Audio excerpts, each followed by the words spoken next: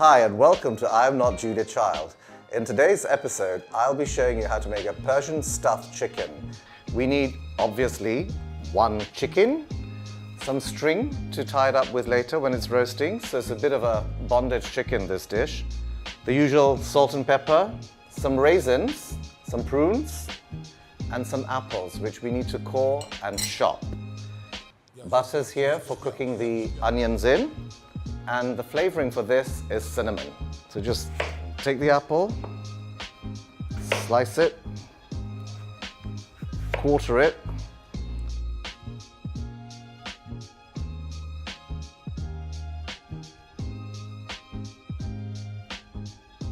the prunes, on the other hand, they don't actually need to be sliced at all because they'll just fall apart when they're cooked. So there you have it, your ingredients for the chicken. Okay, now that we're in the kitchen, I'm going to put some butter in the frying pan.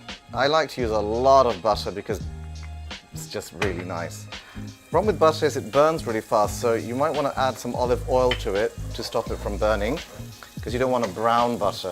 Brown butter is not as tasty as it sounds. Okay, add your onions.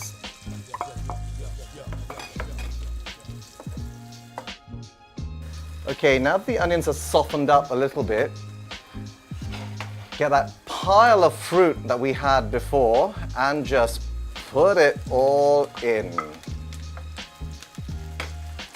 And here we have the apples, the jumping raisins, apricots, prunes, and just basically you just want to mix it all up.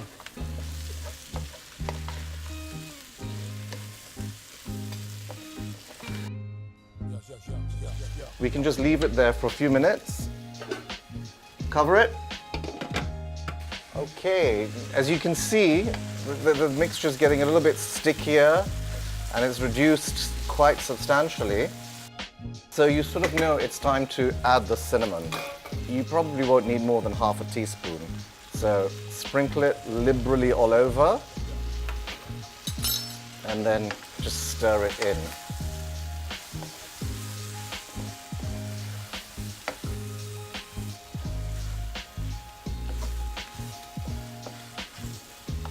So at this point, you can just add some salt.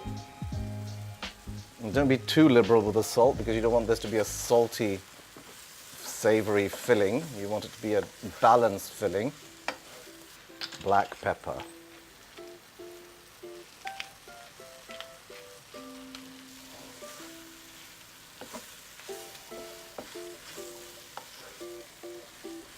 So at this stage, you can turn the heat off, let it cool, and then in about half an hour, you can fill the chicken with it.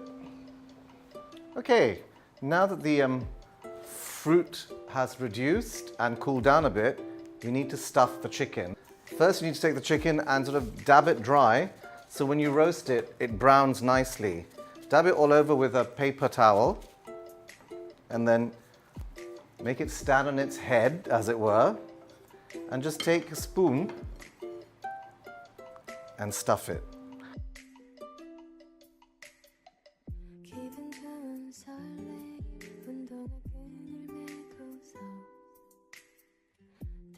So, once you finish stuffing the chicken, get a piece of string. This is just normal cooking twine, which you can get in any store.